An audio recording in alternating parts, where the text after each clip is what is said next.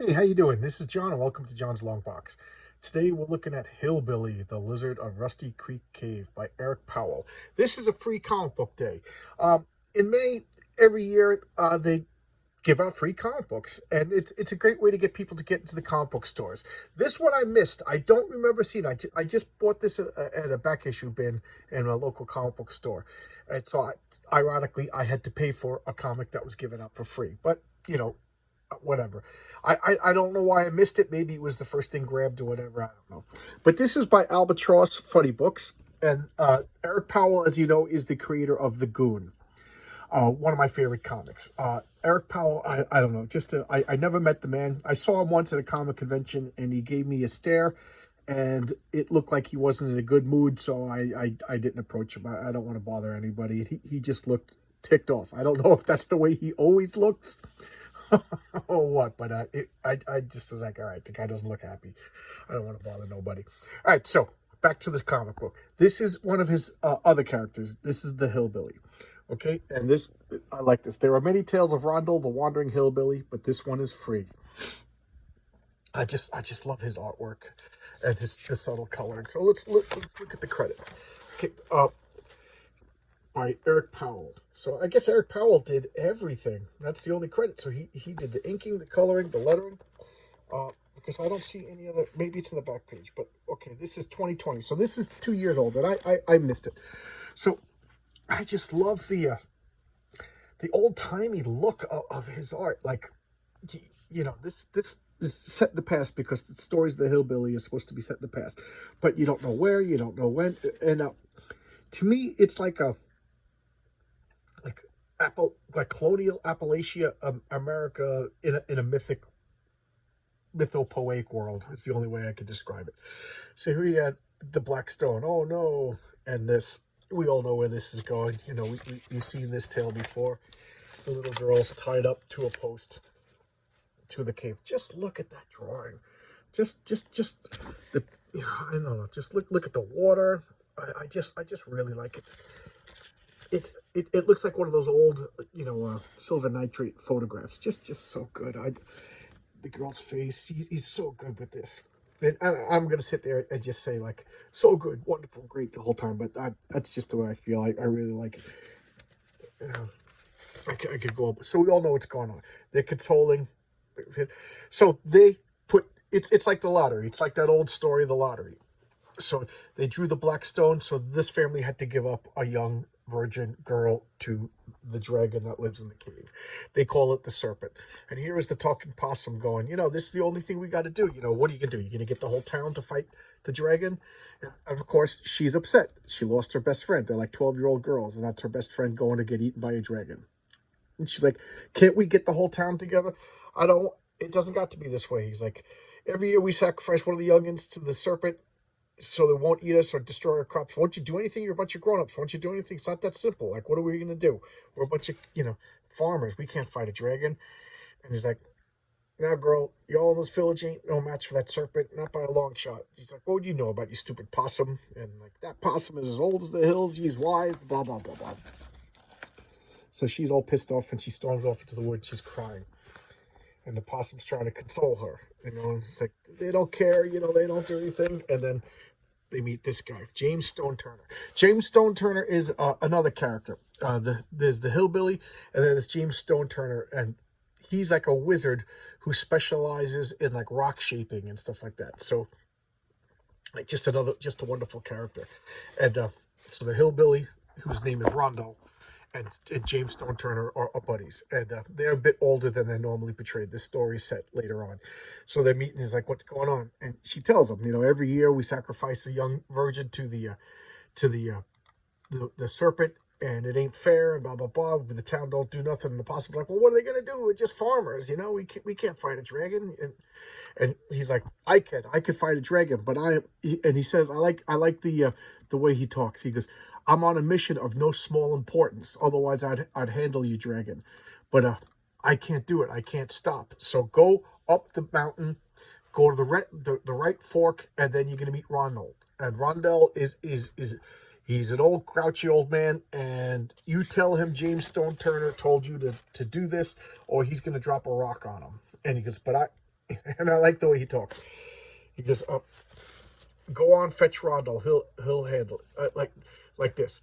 Now I gotta be on my way. As I said, I have a task of no little importance. Otherwise, I would handle the serpent my own self.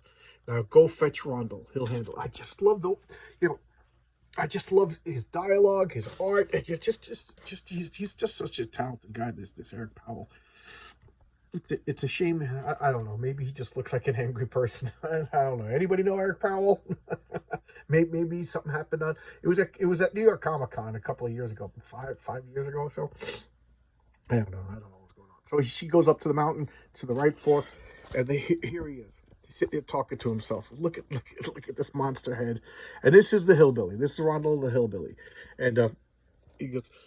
But I tell you, Lucy, it's right good to sit outdoors with a cup of coffee on a morning like this. And he's talking to himself. Maybe I should go down into the village and get some coffee beans. And he's like, nah. Last time I went down the mountain, I got winded walking up. I'm just gonna sit here. Maybe I'll give up coffee.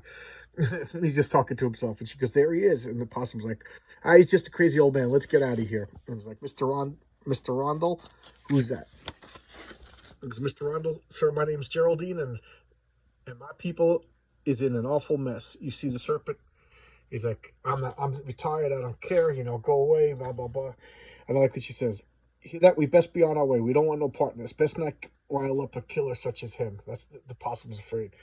But James Stone Turner sent me. He says, you best come or he's going to drop a rock on your head. James sent you?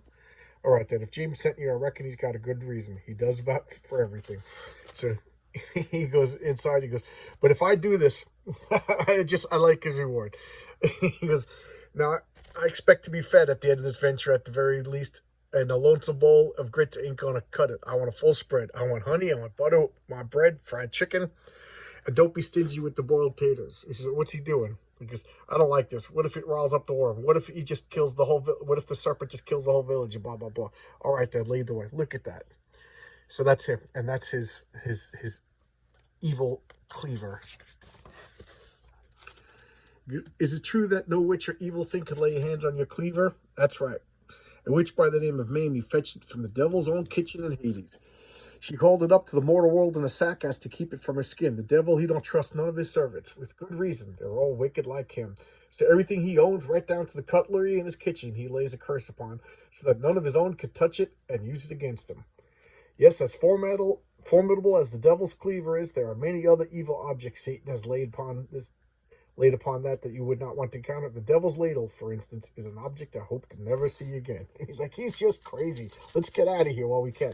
And there's a troll. He goes, dagnummit, it's Gary. And it is Gary. He goes, you done messed up now, boy. I'll show you who you mess with. I'm going to get my cousin. He's going to tear you and you hand chop it off. Curse word you. I love it. Well, Gary, I done told you now. You had no right to be taking them pies from my window. Take your medicine and call it a day. I never stole them apple pies. But how'd you know they was apple then? How come I distinctly heard, haha, I done stole that stupid man's pies. Old pie thief Gary, that's what they'll be calling me when I saw you running down the hill holding 2 pies. I just love this dialogue. It's so funny. He goes, well, 2 pies ain't worth a hand even if I did steal them pies, which I didn't. Ooh, you done disrespected me for the last time, Randall. Get him, Cecil. Now we're done for. He goes, now, possum. How good is this dialogue? And he comes and he chops his nose off. Got your nose. Boom, and he chops his head off. Done it, you killed my cousin. I'll get you for this. Yeah. Run, you pie-stealing varmint.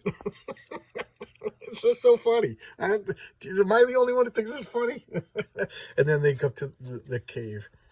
He goes, that's the serpent hole. He goes, all right, I'll take it from here. I can't believe I'm reading so much, but this dialogue is just a joy. He goes, all right, lizard, get your butt out here. He's out of his mind. What are you doing? Calm yourself. No matter how big this lizard is, I've seen bigger. Well, not by much. Look at that.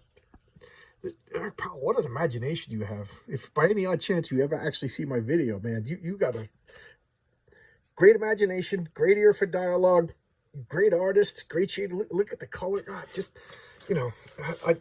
I'll be buying Goon comics. It was such a joy to see that he came back to the Goon. And matter of fact, since I'm talking about Eric Powell, I got this book over here. I'm just covering this because it's got my address on it. But this is, did you hear what Ed Gein gone done. I can't wait to read that.